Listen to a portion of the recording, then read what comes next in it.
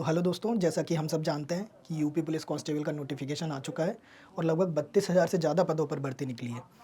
तो यार, भर्ती निकली है तो फॉर्म भी भरना पड़ेगा। अब इस वीडियो के माध्यम से मैं आपको समझाऊंगा कि इस फॉर्म को भरना कैसे है, ज़रूरी डॉक्यूमेंट्स क्या लगेंगे, क्या गलती नहीं करनी है, वन टाइम रजिस्ट्रेशन कैसे करना है, उसके बाद रजिस्ट्रेशन कैसे करना है, पेमेंट कैसे करना है। ये complete step by step process मैं आपको इस वीडियो के माध्यम से समझाऊंगा।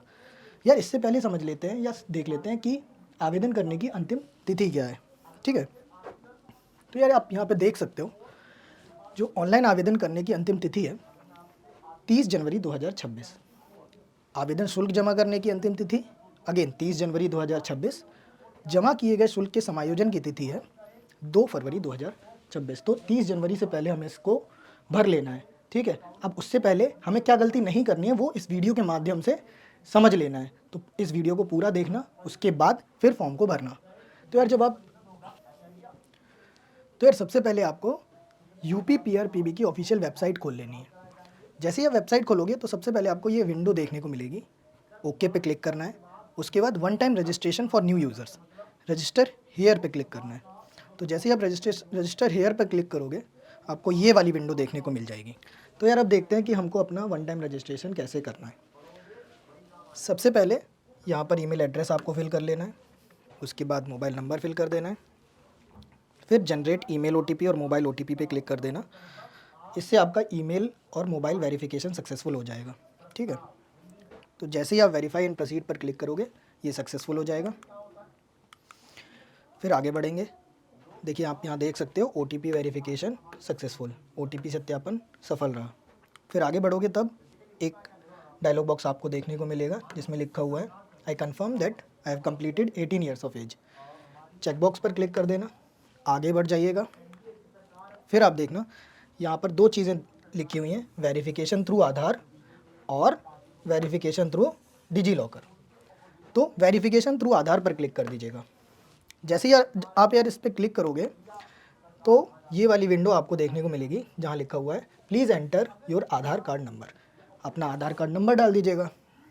जनरेट आधार ओटीपी, जनरेट आधार ओटीपी पर क्लिक करने के बाद आपका जो मोबाइल नंबर लिंक्ड है आधार कार्ड से उस पर एक ओटीपी आ जाएगा, वो यहाँ डाल दीजिएगा। वेरीफाई एंड प्रोसीड पर क्लिक करिएगा, आगे बढ़ जाइएगा। तो ये भी वेरीफाई हो जाएगा। फिर यार पर्सनल इन्फॉर्मेशन मांग रहा है, व्यक्तिगत जानकारी हमको अपनी देनी है। आधार के अनुसार आपकी जानकारी यहाँ पर ऑटोमेटिकली आ जाएगी, जिसमें आपका पूरा नाम, डेट ऑफ बर्थ, जेंडर सब होगा।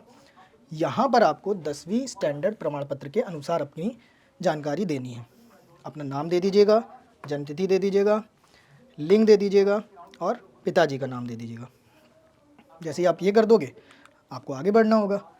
आगे बढ़ने के लिए प्रोसीड पर क्लिक कर दीजिएगा। फिर आपसे ना ये अपना पासवर्ड बनाने को बोलेगा। अच्छा, पासवर्ड बनाने के लिए 2-3 चीज़ें ध्यान रखनी है कि हमको पासवर्ड का कॉम्बिनेशन जो रखना है वो बड़े अक्षर का, छोटे अक्षर का, विशेष चिन्ह का और अंकों का होना चाहिए। बड़े अक्षर, छोटे अक्षर, विशेष चिन्ह और अंक। आप अपना पासवर्ड बना लीजिएगा, वही पासवर्ड आप यहाँ पर डाल दीजिएगा and preview and create an account पर क्लिक कर दीजिएगा। तो जैसे ही आप इस पर क्लिक करोगे आपका वन टाइम रजिस्ट्रेशन कंप्लीट हो जाएगा। फिर इसमें पहले आपसे चेक करने को बोलेगा कि एक बार आप अपनी इन्फॉर्मेशन चेक कर लो। आप अपनी इन्फॉर्मेशन चेक कर लेना, फिर यहाँ पर क्लिक कर देना मैंने उपरोक्त विवरणों की पुनः जांच की है और उन्हें सही पाया है। क्रिएट एन अकाउंट पर क्लिक कर दीजिएगा, आगे बढ़ जाइएगा और यहाँ पर प्रोसीड पर क्लिक कर दीजिएगा। जैसे ही आप प्रोसीड पर क्लिक करोगे ना, ये पुरानी वाली विंडो, जो पहली वाली विंडो है, वो फिर से खुल के आ जाएगी। आप ओके पर क्लिक कीजिए, आगे बढ़ जाइए। देखिए, अभी हमने क्या कर लिया, वन टाइम रजिस्ट्रेशन अपना कंप्लीट कर लिया। अब हमको क्या करना होगा, रजिस्टर करना होगा। ठीक है, लॉगिन विद आधार आईडी, हमने अपना आधार आईडी डाला था वहाँ पे, तो यहाँ पर लॉगिन विद आधार आईडी पर क्लिक कर देंगे। जैसे ही हम क्लिक करेंगे यहाँ पर अपने खाते में साइन इन करें। साइन इन करने के लिए यहाँ पर अपना फ़ोन नंबर डाल देना है। क्या मांग रहा है, OTR के दौरान उपयोग किया गया फ़ोन नंबर, वो डाल दीजिएगा। अपना OTP आ जाएगा, उस पर उसको डाल दीजिएगा। चेक बॉक्स पर क्लिक कर दीजिएगा और आगे बढ़ जाइएगा। देखिए, प्रोसेस कंप्लीट हो रही है। फिर लॉगिन पर क्लिक कर दीजिएगा। जैसे ही आप लॉगिन पर क्लिक करेंगे ये वाली विंडो आपको देखने को मिल जाएगी। अब इस विंडो में क्या लिखा हुआ है, सबसे पहले जनरल इंस्ट्रक्शंस देख लेते हैं। जनरल इंस्ट्रक्शंस क्या क्या लिखे हुए हैं वो सब पढ़ लेना, कोई ज़्यादा ऐसे इंपॉर्टेंट नहीं है। थोड़ी बहुत छोटी मोटी जो गलतियाँ नहीं करनी है वो सब लिखा होगा, साइज़ वगैरह फ़ोटो का वो लिखा होगा, वो सब पढ़ लीजिएगा ध्यान से। उसके बाद आगे बढ़ जाइएगा, ऑनलाइन एप्लीकेशन पर क्लिक कर देना है। जैसे ही आप क्लिक करोगे तो ऑनलाइन एप्लीकेशन वाली विंडो खुल जाएगी। अब इसमें हमको ये ध्यान देना है कि कौन सी विंडो पर हमको क्लिक करना है। जैसे यहाँ लिखा हुआ है उत्तर प्रदेश पुलिस में आरक्षी नागरिक पुलिस एवं समकक्ष पदों पर सीधी भर्ती, या फिर direct recruitment 2025 for the post of constable civil police and equivalent post in Uttar Pradesh police. इस पर अप्लाई पर क्लिक कर देना है। जैसे ही आप अप्लाई पर क्लिक करोगे तो यहाँ पर कुछ डिटेल्स आपको अपनी डालनी होंगी। देख लेते हैं क्या क्या हमको डिटेल फिल करनी है। पर्सनल डिटेल्स में सबसे पहले हमारा फुल नाम, आयु कब तक, 1 जुलाई 2025 तक, ठीक है। मोबाइल नंबर, लिंग, राष्ट्रीयता, पिताजी का नाम, जन्मतिथि, ईमेल आईडी, माताजी का नाम, ये सब फिल कर देना। मैरिटल स्टेटस फिल कर दीजिएगा। उसके बाद क्या आप उत्तर प्रदेश के मूल निवासी हैं, ये फिल कर दीजिएगा। ये देखिए यहाँ पर आप देख सकते हो कि सब फिल कर दिया गया है। अब इसमें अगर आप उत्तर प्रदेश के मूल निवासी नहीं हैं तो इसमें एक मैसेज आ जाएगा कि भाई चूंकि आप उत्तर प्रदेश के मूल निवासी नहीं हैं, आपको जनरल कैटेगरी में माना जाएगा। अगर आप उत्तर प्रदेश के मूल निवासी हैं तो आप अपना कैटेगरी सर्टिफिकेट भी यूज़ कर सकते हो, ठीक है। फिर I understand and I agree पर क्लिक कर देना, आगे बढ़ जाइएगा। उसके बाद हमको अपना एड्रेस डिटेल्स देनी है। एड्रेस डिटेल्स में सबसे पहले स्टेट, डिस्ट्रिक्ट, एड्रेस, ये सब फिल कर दीजिएगा। पुलिस थाना जो आपका लगता है, पिन कोड। उसके बाद फिर परमानेंट एड्रेस की डिटेल्स फिल कर दीजिएगा। अगर आपका करस्पॉन्डेंस एड्रेस या फिर पत्राचार का पता और स्थायी पता दोनों सेम है तो यहाँ पर क्लिक कर देना, तो ये ऑटोमेटिकली फिल हो जाएगा, ठीक है। फिर गृह जिला एवं राज्य भर देना अपना। उसके बाद आगे बढ़ जाइएगा। आगे कैसे बढ़ना है, नेक्स्ट पर जैसे ही आप क्लिक करोगे तो आप देखोगे ये वाली विंडो खुल गई। इसमें पर्सनल डिटेल्स सेव्ड सक्सेसफुली, आपकी पर्सनल डिटेल्स जो है वो कहीं ना कहीं सक्सेसफुली सेव हो चुकी हैं। तो यार जैसे ही आपकी पर्सनल डिटेल सेव हो जाएं फिर हम आगे बढ़ेंगे, देखते हैं हमको आगे क्या करना है। आगे वो हमसे पूछ रहा है कि क्या आप उत्तर प्रदेश के राजकीय कर्मचारी हैं और आपके पास अपेक्षित प्रमाण पत्र है। अगर आप हैं तो यहाँ पर आप यस कर दीजिएगा, अगर आप नहीं हैं तो यहाँ पर नो कर दीजिएगा। फिर आपको अगर आप यस करेंगे ना तो एक सर्टिफिकेट मांगेगा, वो अपेक्षित सर्टिफिकेट आपको यहाँ पर अपलोड करना होगा। फिर सेव पर क्लिक कर देना, उसके बाद नेक्स्ट पर क्लिक कर देना। फिर आगे बढ़ जाएंगे, अदर डिटेल्स के सेक्शन में आ जाएंगे। अदर डिटेल्स के सेक्शन में सबसे पहले हमसे मांग रहा है आवश्यक शैक्षिक योग्यता। हमको अपनी एसेंशियल क्वालिफ़िकेशन, एजुकेशनल क्वालिफ़िकेशन देनी है। सबसे पहले 10th स्टैंडर्ड की, फिर 12th स्टैंडर्ड की। यहाँ पर आप ध्यान देना, यहाँ पर अभी पेंडिंग शो कर रहा है, वो जब हम अपलोड कर देंगे उसके बाद वो पेंडिंग शो नहीं करेगा। तो 10th की जब हम डिटेल फिल कर रहे होंगे तो देख लेते हैं क्या क्या चाहिए। बोर्ड का नाम, उत्तीर्ण करने का माह व वर्ष, रोल नंबर और प्रमाण पत्र संख्या। ये 10th की डिटेल्स फिल करने के बाद फिर आप अपनी 12th की डिटेल फिल करेंगे। उसको फिल करने के लिए यहाँ आप ऐड पर क्लिक कर दीजिएगा। जैसे ही आप ऐड पर क्लिक करोगे फिर से ऐसे ही फील्ड्स खुल के आ जाएंगी, वो फील्ड्स भर दीजिएगा।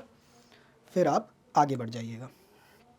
आप देख सकते हो 10th की डिटेल्स सेव हो गई। फिर ऐसे ही 12th की डिटेल्स भी फिल करेंगे, वो भी सेव हो जाएंगी। ये देखिए ऐड पर जब क्लिक किया तो फिर आपने 12th की डिटेल्स फिल कर दी। फिर आप देख सकते हो कि यहाँ पर अपनी 12th की डिटेल्स भी सेव हो गई। फिर नेक्स्ट पर क्लिक कर देंगे। जैसे ही नेक्स्ट पर क्लिक करेंगे तो ये हमसे कह रहा है आपकी शैक्षिक जानकारी सफलतापूर्वक जोड़ दी गई है, मतलब कि हमारी एजुकेशनल क्वालिफ़िकेशन सेव हो चुकी हैं।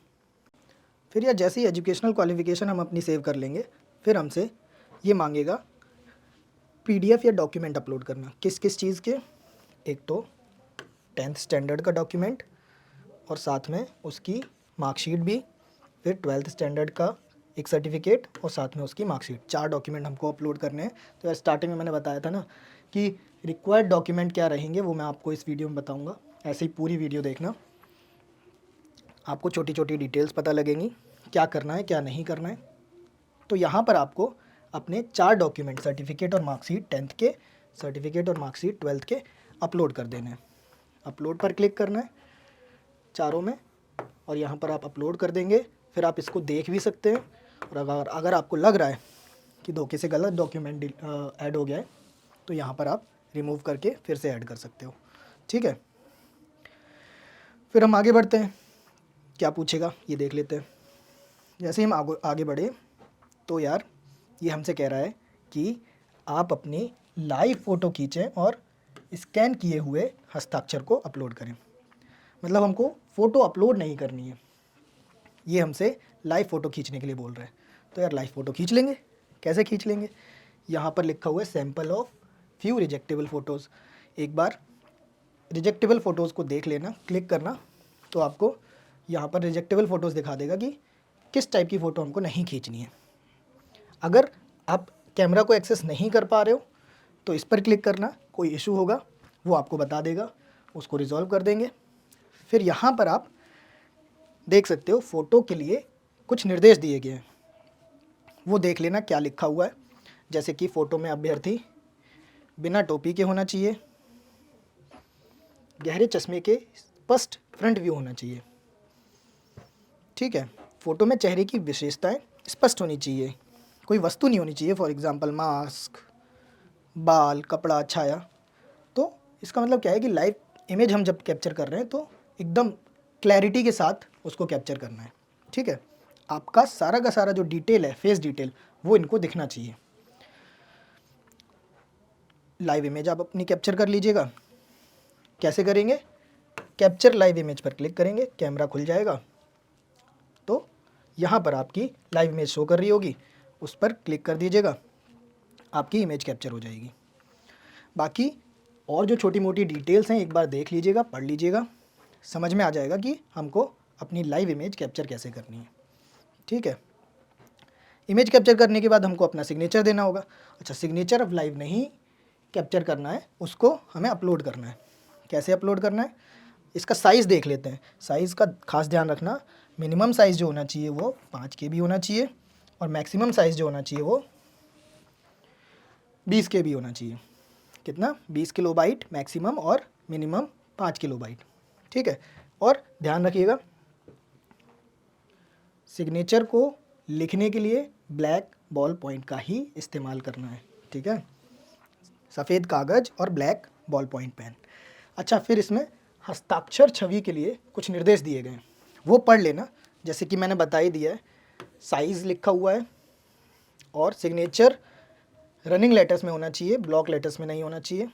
सिग्नेचर की जो इमेज फॉर्मेट है वो JPG, JPEG और JPE, जो नॉर्मल मोबाइल में हम सेव कर लेते हैं वही फॉर्मेट है, ज़्यादा टेंशन लेने की ज़रूरत नहीं है। बाकी साइज़ वगैरह मैं बता ही चुका हूँ। उसके बाद फिर नेक्स्ट पर क्लिक कर दीजिएगा। जैसे ही आप नेक्स्ट पर क्लिक करोगे तो यहाँ पर आपको बता रहा है भाई प्रोफाइल फ़ोटो और हस्ताक्षर सफलतापूर्वक अपडेट हो गए हैं। तो यार जैसे ही हमारा प्रोफाइल फ़ोटो और हस्ताक्षर सेव हो जाएगा, उसके बाद हम आगे बढ़ेंगे। अभी हमसे क्या पूछ रहा है? पदों की वरीयता का क्रम। अब हमको अपनी जो पोस्ट है उनकी प्रेफरेंस डालनी है। कैसे डालनी है? बोल रहा है आवेदित पदों पर अपनी वरीयता के अनुसार प्लस पर क्लिक करें। इसका मतलब हमको इस प्लस पर क्लिक करना है। क्या क्या पोस्ट लिखी हुई हैं? एलिजिबल पोस्ट जो आपकी हैं, आरक्षी, नागरिक पुलिस, पुरुष या महिला, महिला बटालियन हेतु महिला आरक्षी, और जेल वार्डर। अब अपनी प्रेफरेंस के अकॉर्डिंग या अपनी वरीयता के अनुसार आपको प्लस पर क्लिक करना है। तो जो भी आपकी प्रेफरेंस होगी पोस्ट की, आप उस पर क्लिक कर दीजिएगा। यहाँ पर आपकी पोस्ट की लिस्ट एक बन के आ जाएगी। टू चेंज, यहाँ पर क्या लिखा है? अपनी पद प्राथमिकताएं बदलने के लिए आइटम्स को ऊपर या नीचे खींचें। अब आप अपने जो आइटम्स हैं, अगर आपको उसकी प्रेफरेंस चेंज करनी है तो आप ड्रैग डाउन या ड्रैग अप कर सकते हो। ठीक है, फिर उसको एक बार ध्यान से भरना, किस पोस्ट को आपको ऊपर रखना है, किस पोस्ट को आपको नीचे रखना है, एकदम ध्यान से इसको फिल करिएगा, ठीक है। फिर आगे बढ़ जाइएगा। फिर हमसे क्या बोल रहा है, अधिमानी अर्हता, ये भरना है। इसमें क्या क्या है, कंप्यूटर में ओ लेवल प्रमाण पत्र अगर है तो यस कर देना है, नहीं है तो नो कर देना है। सेम गोज़ विद प्रादेशिक सेना में सेवा दी है या नहीं, अगर है तो यस कर देना है, नहीं है तो नो कर देना है। साथ में एक चीज़ और पूछ रहा है, राष्ट्रीय कैडेट कोर का बी प्रमाण पत्र अगर अपने पास है तो हम यहाँ पर यस कर देंगे और नहीं है तो नो कर देंगे। फिर आगे बढ़ जाएंगे। अब यहाँ पर हमसे घोषणा मांग रहा है, तो जैसे कि हर फॉर्म में होता है डिक्लेरेशन हमको देना पड़ता है। वो डिक्लेरेशन यहाँ पर पढ़ने की ज़रूरत नहीं है क्योंकि हमको फॉर्म भरना ही है एट दी एंड। वो डिक्लेरेशन आप देख लेना थोड़ा सा ऊपर ऊपर से, वही सब होता है जो हम डिटेल्स देते हैं, वही सब यहाँ पर एक बार उसका घोषणा पत्र मांग लेता है। आप सब चेक बॉक्स पर क्लिक कर देना इन सब पर और आगे बढ़ जाना। फिर एडिशनल डिटेल्स, अतिरिक्त विवरण हमसे मांग रहा है। अतिरिक्त विवरण में पहला क्या है भाई, मैं घोषणा करता या करती हूँ कि मैं अविवाहित, विधुर, विधवा हूँ या मेरा केवल एक ही जीवित जीवन साथी है। ये सब पढ़ लीजिएगा, इसमें क्या लिखा हुआ है। अगर ऐसा कुछ है तो यस कर दीजिएगा, नहीं है तो नो कर दीजिएगा। फिर दूसरी घोषणा देख लीजिएगा कि किसी भी न्यायालय द्वारा कभी भी दोषी नहीं ठहराया गया है। भाई इसको तो नहीं करना पड़ेगा, है कि नहीं। यस कर देंगे तो शायद फॉर्म ही आगे ना बढ़े, या फिर देख लेंगे क्या होगा। फिर तीसरी घोषणा, इसको भी अपने हिसाब से यस या नो कर दीजिएगा, क्योंकि ये कह रहा है कि मुझे कभी भी राजकीय सेवा से बर्खास्त या निष्कासित नहीं किया गया है, ना ही मेरी सेवाओं को परिवीक्षा अवधि के दौरान समाप्त किया गया है। परिवीक्षा अवधि क्या होती है, प्रोबेशन पीरियड के दौरान, ठीक है। फिर ये प्लेस यहाँ पर फिल कर देनी है। उसके बाद फिर प्रीव्यू एप्लीकेशन पर क्लिक करना है। जैसे ही आप प्रीव्यू एप्लीकेशन पर क्लिक करेंगे आपको आपका एप्लीकेशन फॉर्म देखने को मिल जाएगा। यहाँ पर डिटेल्स अभी नहीं दिखा सकते हैं, लेकिन आप देख सकते हो जब आप अपना फॉर्म भरोगे क्या क्या लिखा हुआ है वो सब देख लीजिएगा। पर्सनल डिटेल्स एक बार देख लीजिएगा, चेक कर लीजिएगा कि भाई पर्सनल डिटेल्स हमने कोई गलत तो नहीं डाली है। चेक ज़रूर करिएगा, क्योंकि जब हम डॉक्यूमेंट वेरिफिकेशन के लिए जाते हैं ना, तब इन सब चीज़ों की ज़रूरत पड़ती है।